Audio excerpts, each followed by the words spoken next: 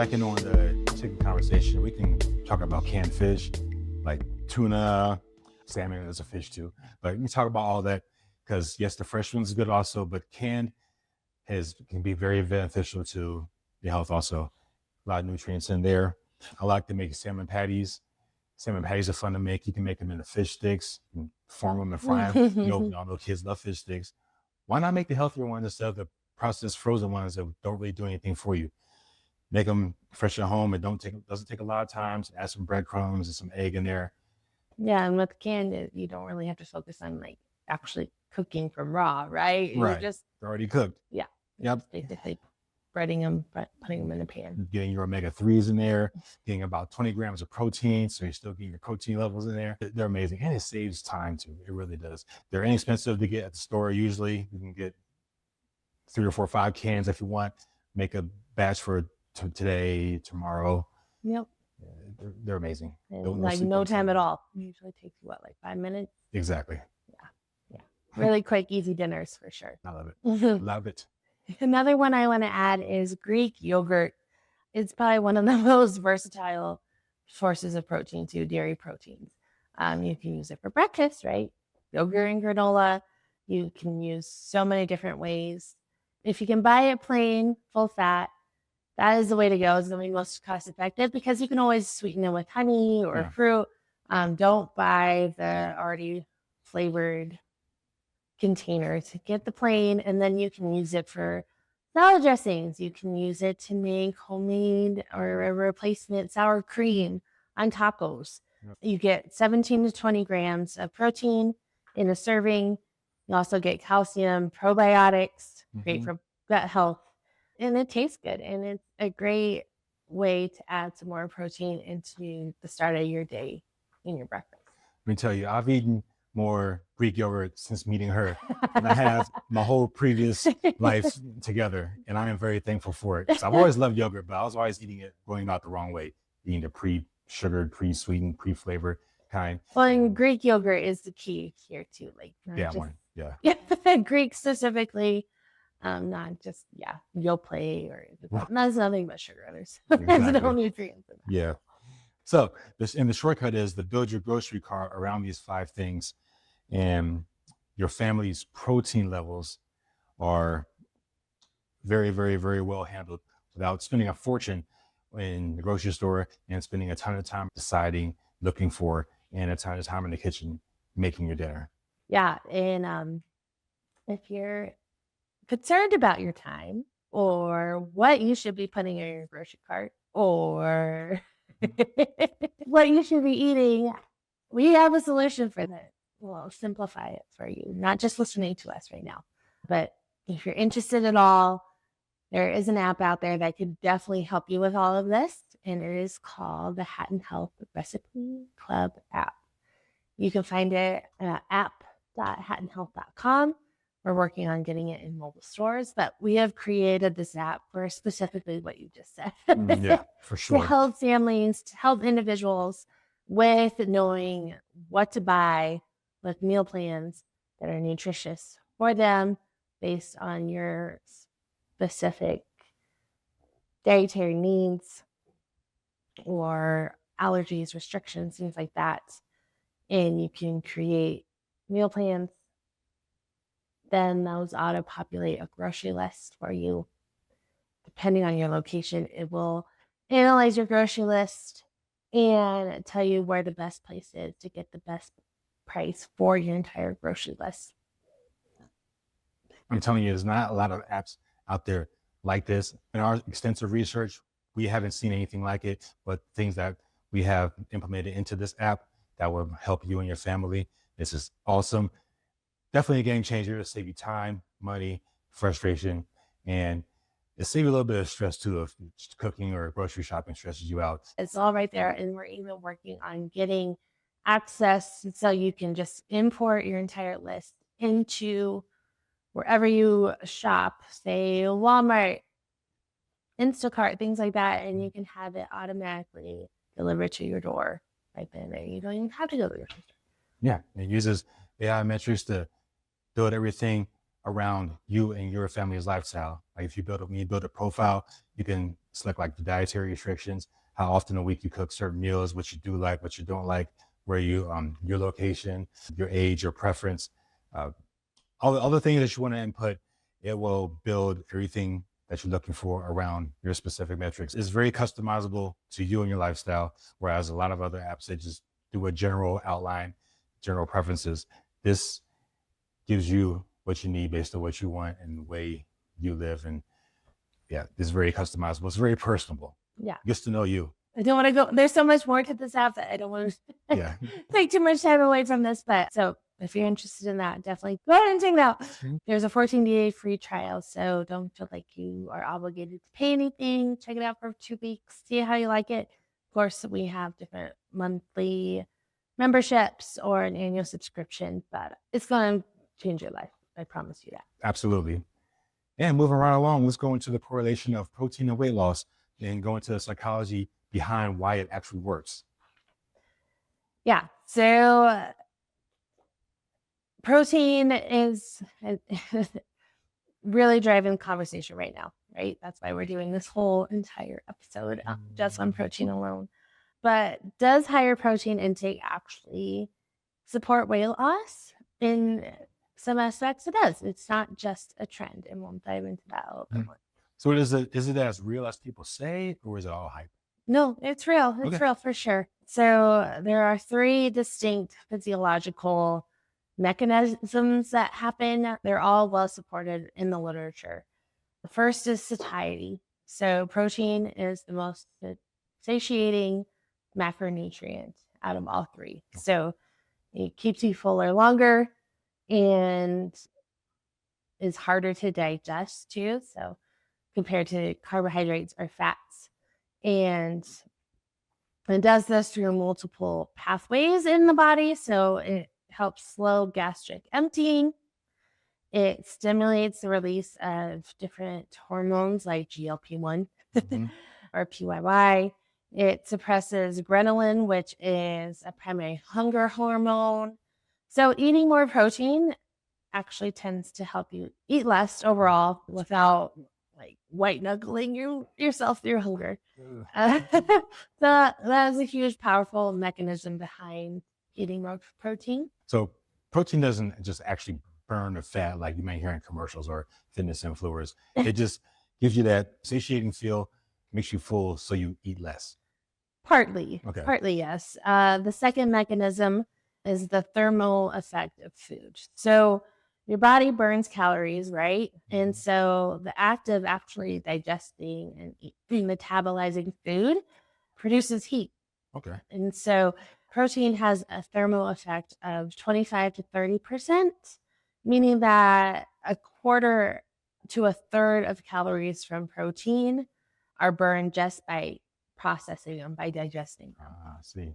And so if you compare that, say, to that has about 2 to 3%, and carbohydrates are about 6 to 8%.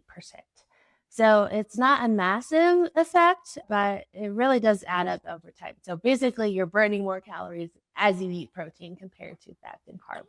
Oh, so it really adds up. Mm-hmm. Okay, so and the third? And the third is, this is one that I want to emphasize most to people, and especially to women out there listening and watching this: muscle preservation during caloric restriction. So when we're in a calorie deficit, yes, we lose weight, right? a lot of research out there. A lot of people have said over the years, you need to eat less than what you expend. And so less calories in, you're in a deficit, you lose weight. Your body doesn't just burn fat, though, when you're in that calorie deficit. It also breaks down muscle tissue for energy because your body's not getting enough energy. And so without proper, adequate protein intake to help with that muscle wasting in a way, and combining that with, say, resistance training, this really signals your body to say that we need this muscle, don't touch it, and preserve the muscle and burn the fat. Wow. So if you're not eating enough protein, getting enough protein throughout the day, you're also losing muscle mass at the same time. Oh, And so it's a balance that you need to increase your protein, have adequate protein intake, along with resistance training to tell your body to signal to it that you actually still need this muscle. yeah. Don't touch it, burn the fat, don't burn the muscle. This matters enormously for long-term weight management because muscle is also the highly metabolic active tissue. And so it burns calories at rest even. Oh, okay. And so if your diet is requiring you to have significant muscle loss, it's definitely going to affect your resting metabolic rate. It's going to affect your metabolism in the long run. And you're actually going to be more susceptible to weight gain and regain and have that yo-yo effect. Oh. That is one of the main physiological reasons why yo-yo dieting is so destructive for so many people and why they lose the weight quickly but then regain it. It's just this constant cycle. So it's not just psychological, it's actually a metabolic cost to losing muscle repeatedly over time. So high protein during weight loss is actually protecting your metabolism, not just making you feel full. Exactly. Okay. Also, I want to be clear on what high protein is and what it isn't. Okay. So the research with protein is that for weight loss, it generally supports somewhere between 1.2 to 1.6 grams per kilogram of body weight. All right. Or about 25 to 30% of your total calories should be coming from protein. So that's definitely on the higher range for somebody that we said was an average sedentary adult eating 0.8 grams. So upping that protein content in your daily diet. And then also, you don't want it to be extreme. So saying 60% of your daily diet coming from protein. So that means you're not getting any carbs. And that's what some diets push, is to have that extreme, high protein, low carb. But also carbohydrates are not the enemy as seen with these diets. And carbohydrates also can support weight loss. Yep. Also, fat is not the enemy as well when you're eating the right types of fats. And that's a whole nother episode for another day.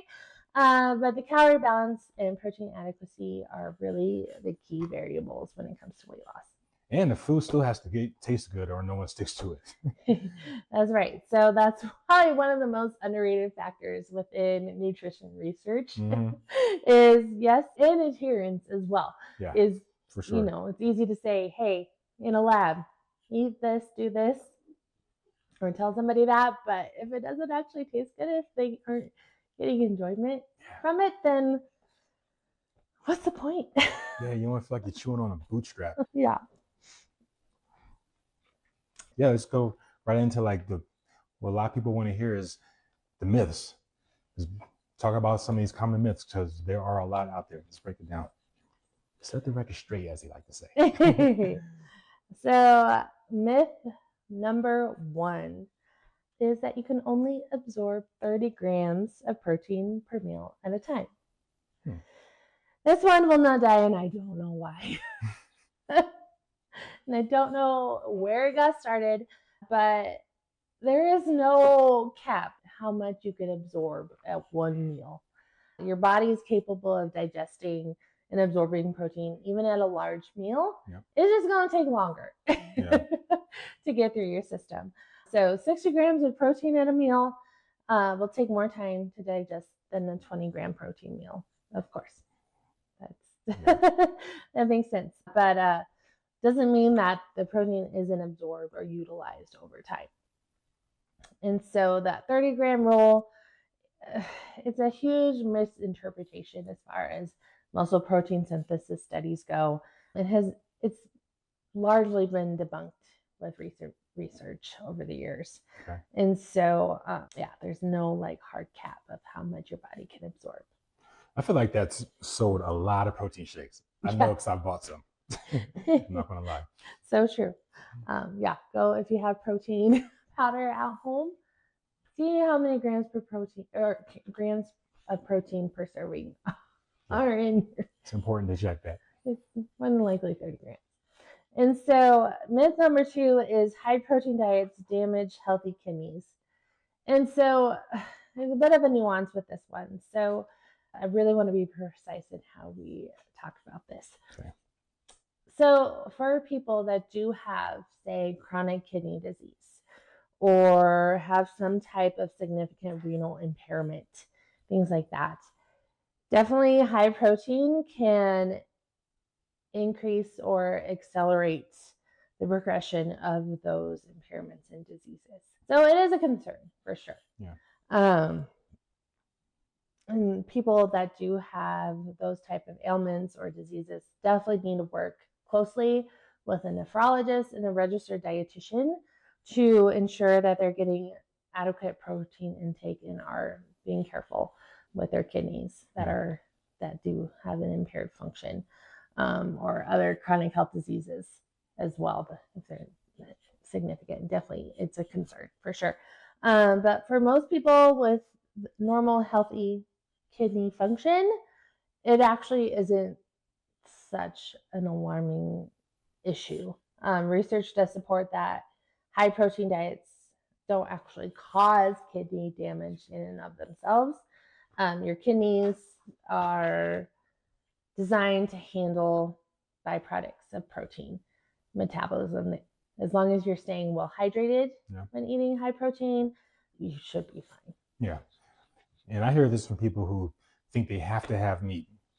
They say, you can't get enough protein from plants. That's another myth that I hear.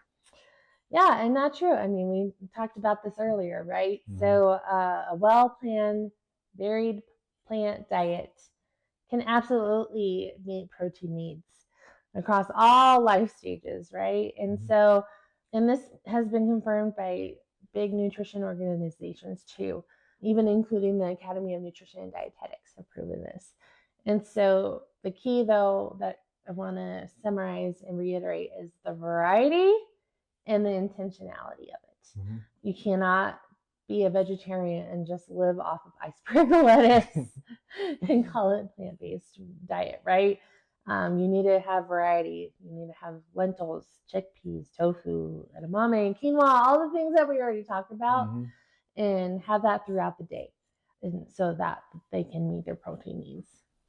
Wow, it's very interesting, very important to know. And that was myth number 3. Let's get into myth number 4. I've taken some real notes on this, so I want to read my notes to make sure I say this to you directly as possible without any bias. This is very important. More protein always means more muscle. I've heard that for real. But what I've gotten from my research is protein above a threshold doesn't continue to drive muscle growth indefinitely. Okay, so like once you provide your body with the amino acids it needs to maximize muscle protein synthesis, and that threshold is met at a much lower intake than any fitness influencers would have you believe, additional protein doesn't translate to additional muscle. I'm gonna say that again. Additional protein does not translate to additional muscle. Now it gets oxidized for energy. The limiting factors become training stimulus, sleep, hormonal environment, and total caloric intake. That's what that's for. Yeah, and that's one that I want women to hear. Eating protein will not make you bulky. So many women have said that over time. I don't want to eat too much, or I don't want to do too much resistance training because it's going to make me bulky. It's going to make me look like a man. And I could talk about this for an entire episode probably, but maybe we will. But building appreciable muscle mass requires years of progress, right? Consistent resistance training, adequate caloric surplus, and hormonal conditions that most women do not have the same degree as men. And so eating adequate protein and doing regular strength training will make the average woman, yes, leaner, stronger, more metabolically resistant, and have more functionality throughout her life. But the fear of bulking is keeping a majority of women away from the most powerful health practice available to them. And it makes me so genuinely frustrated. So women, please lift things, eat protein. Yeah. Please. Say that part one more time. Say it louder. Women, lift things and eat protein. Yes. There's a lot here, and we're just going to wrap it up pretty soon because we have a couple more points to touch on. Like, for example, the downsides of protein obsession. Let's get into that really quick. Yeah.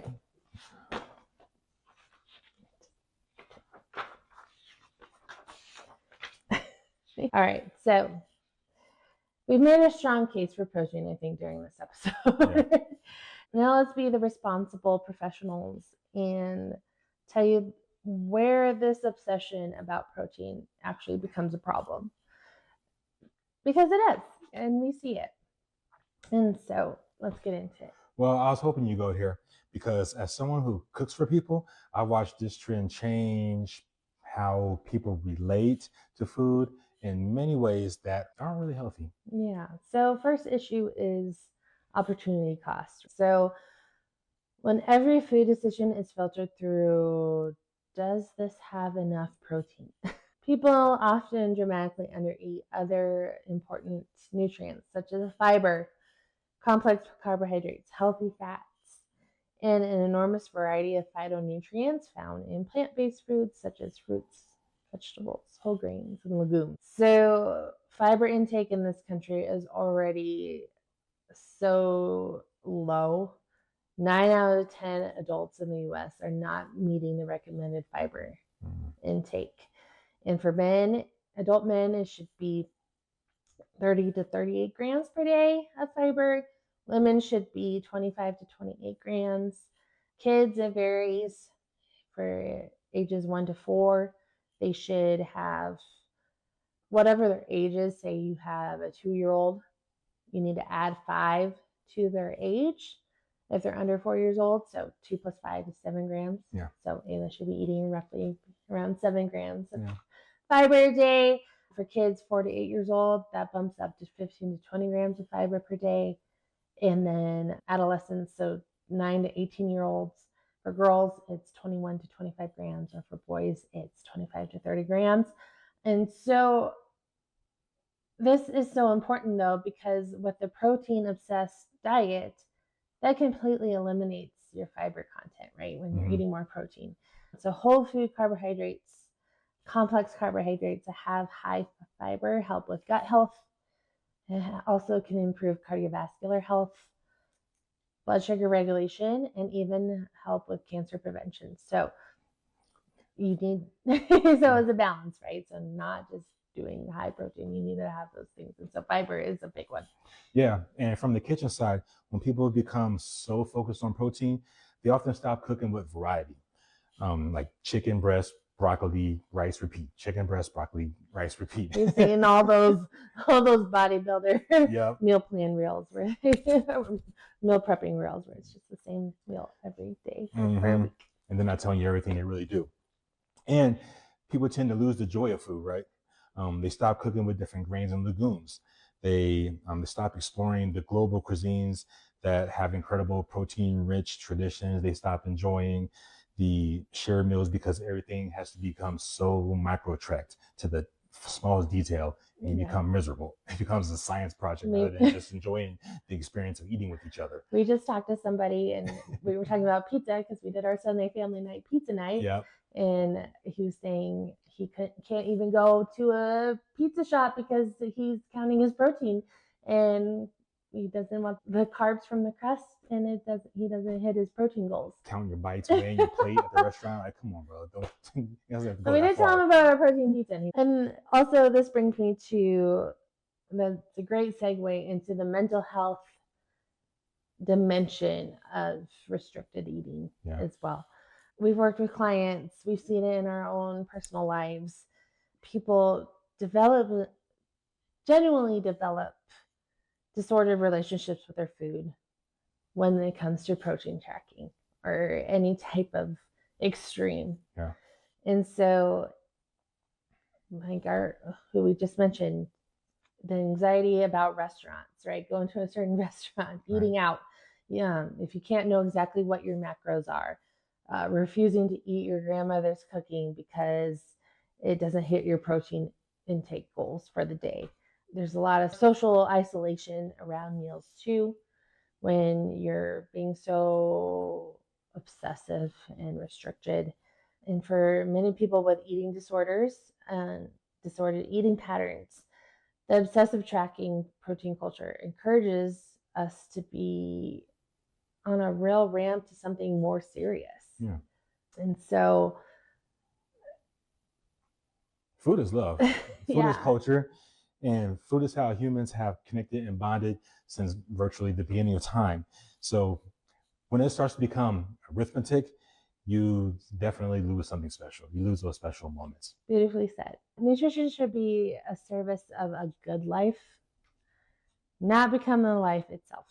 The goal is long, healthy, joyful existence with the people that you love.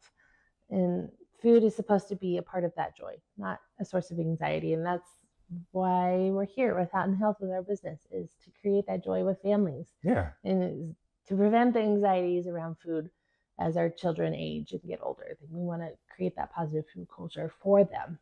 I couldn't agree more. Now let's talk about the timing of it. People talk about protein intake timing. Does when you eat protein actually matter? For sure. This is a whole area of science and it's evolved a lot in the last decade or so. Yeah, let's get into it. Okay, so the post-workout protein shake, is that real? So, yes, so there's this thing called the anabolic window. And the idea is that 30 minutes to 60 minutes after a workout, you need to consume protein to basically get your greatest gains from your workout. And it was thought if you didn't eat protein within that time, your gains would go away. It would be what's called the adaptation, or as we talked about before, the muscle protein synthesis would be null. Yeah. And so this was a big part of fitness culture for many years. Now, research has shown that even that window can be up to 5 to 6 hours, even up to 48 hours post workout. So, what matters most is total protein intake throughout the day. So, even eating protein before your workout, anytime throughout the day, if you're meeting your goals, you're going to be okay. You're still going to be okay as far as your gains go. So I'm not saying that timing is irrelevant, but consuming proteins within the hour of working out before or after does really help support muscle protein synthesis and recovery. But say you have a great training day and you miss eating a protein rich meal within 2 hours post workout, it's going to be okay. Yeah. Don't beat yourself up about it. Relax, eat that meal when you can. So, what about breakfast? So, you mentioned before that a lot of people undereat protein in the morning. I've heard people say that I'm not a breakfast person. Yeah, or if you look at all the majority of breakfast items on the grocery shelves, you got really sugary cereals, pancakes, all of that. Yes, this is a major distribution point I want to keep coming back to, because most Americans eat very little protein at breakfast. A little bit moderately at lunch, and majority of it comes at dinner time. But for muscle protein synthesis, you really need to be eating protein throughout the day, spreading it out.